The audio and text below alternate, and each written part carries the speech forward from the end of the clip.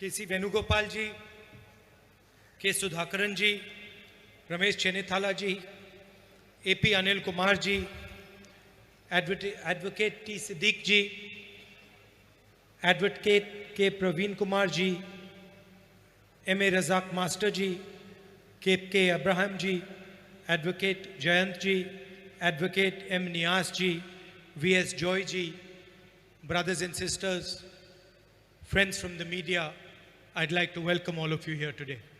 While I was sitting on the stage, they asked me to look at the documentary, the picture made about the project. So when I turned around, I noticed that there is not a single woman sitting on the stage. I'm sure the women here understand what I'm saying. 50% of India is women. So I understand, don't put 50%, but at least put 10 or 15%. It is dangerous to make me look towards the back of the stage. It's always an honor for me to come back to speak to you here in my constituency. I must tell you that when I was walking on the Bharat Jodo Yatra for almost 5 months, I was constantly missing my constituency, Wayanad, and the people of Wayanad. And I don't feel as if I have a political relationship with you. I feel that you have adopted me as your family member. And as you have adopted me as a family member, it means that I also have to treat you like family members. And that means having an emotional, affectionate relationship with all the people of Wayanad. It does not matter which political formation you are from. You're all members of my family. Of course, if I meet people from the left front, I will try and convince them that their ideology is not the correct one. And of course, I'm sure they might try to convince me also. And I'm happy to disagree with them, but I still consider them as people of my family.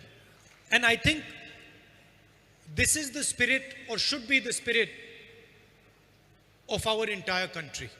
We are all one family, and we are allowed to have disagreements. But disagreement should not become hatred or anger or violence. And I can say that having traveled in most of the states of this country, this idea is deeply held in our tradition as a nation. Mutual respect, affection, love for each other, these are things that go into our history in every religion. Hinduism, Islam, Christianity, Sikhism, Judaism, every single religion. The idea that you should be able to express yourself. The idea that you should be allowed a voice. And almost as important, that you should allow other people a voice.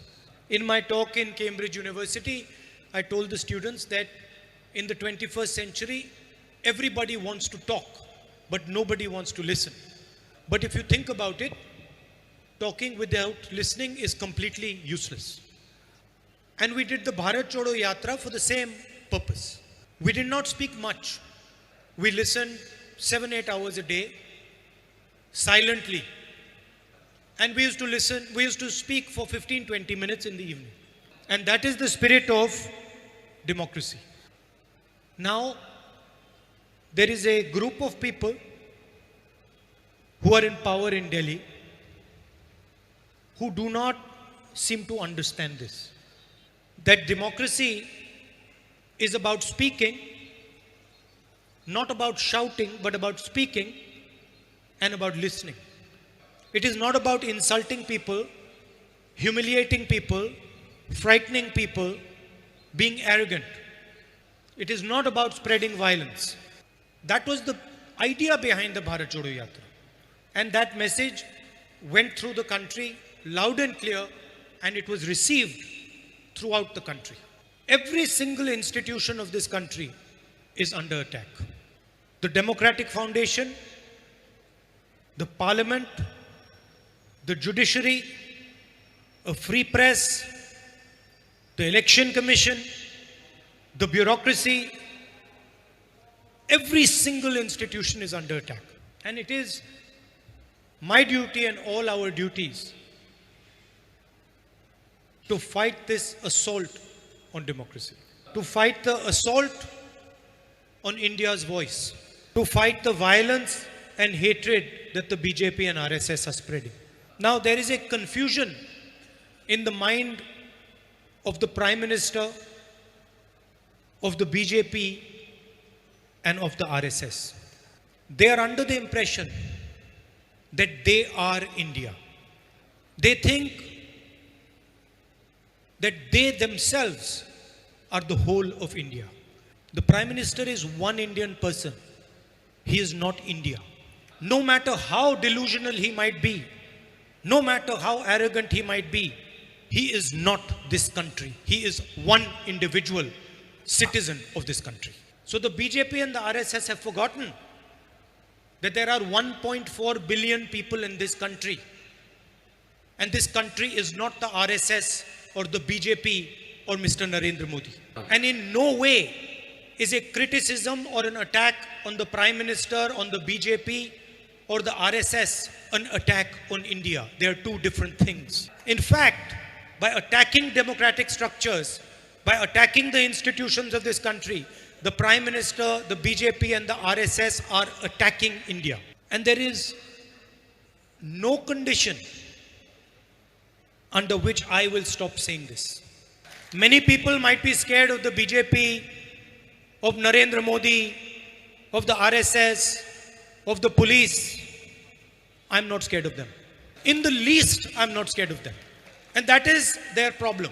Their problem is they cannot understand why I am not scared of them. They can frighten most people, pressurize most people, terrorize most people. They cannot do it to me. And there is a reason. The reason is I believe in the truth and I fight for the truth. And it does not matter to me how much I am attacked, how many times the police is sent to my house, how many cases I have on me. It does not matter. I stand for the truth. That is the way I am. People who lie their entire life, who hide behind lies, will never be able to understand this. And the truth does not change depending on where you say it. The truth is the same in Wayanad as it is in Delhi, as it is in Haryana, as it is in Rajasthan. It does not change just because you go to another place. And the truth is the RSS, the BJP and the Prime Minister of India are attacking the idea and the institutions of India. And I will say it again and again and again and again. I've come here to meet you and to give the keys to some of the houses that we have built. When I first came here, there were tragic floods that had taken place, and many families had lost their loved ones and their houses. And many people had requested us to help them with a house. In 2021 September, I took this up with our leaders in Wayanad. And it was a small idea to help Wayanad's widows, Wayanad's families who had been hurt by the floods. It was not an ambitious scheme. It started very small.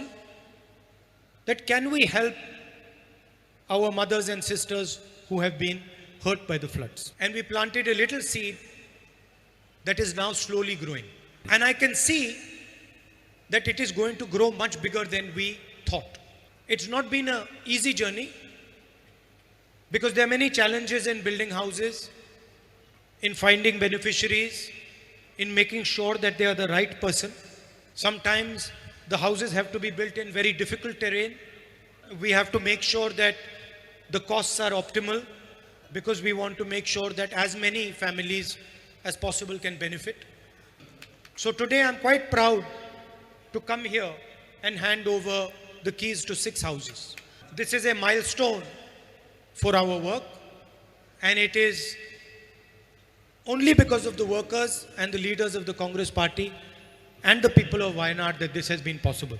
I would especially like to thank our party workers, leaders, block Congress presidents, Mandalam presidents, UDF allies, and every single person who supported us. And also the people of Wayanad who help us with this project. And I think any help we can get from the people of Wayanad to give houses to our family members would be appreciated. I've been pestering the leaders in Wayanad that one of these days I want to come and help build one of the houses with them. But they haven't given me an answer yet. So hopefully we can, all of us together, including PCC President and Chenithala ji, build some houses in Wayanad. Once again, it is always a pleasure and an honor for me to come to this beautiful place. It is almost like a home for me now. I understand that farmers are facing huge difficulties, not just in Wayanad, but in the whole of the country. And I know that farmers here have been hit very badly by falling prices of rubber and coconut. And I'm also aware, like all of us are, that farmers face a huge challenge as a result of wild animals in our constituency. The central and state governments are also trying to displace farmers in the name of environmental protection. They're trying to impose laws like ESA and ESZ in residential areas. And land and residence of farmers are being encroached upon. And the people who are supposed to be protecting the farmers are colluding to harm them. And they're also not receiving any assistance such as compensation, support price, procurement, subsidy, etc. And I think it is very, very important that the government of Kerala looks into these issues. Farmers are the backbone of this country and they need to be protected and supported. And I would also like to tell the Congress party, UDF leaders and workers that they should raise these issues aggressively in Wayanad and in Kerala. And I'm always ready to help the farmers in this area by raising their issues both locally and in the Parliament House. Thank you.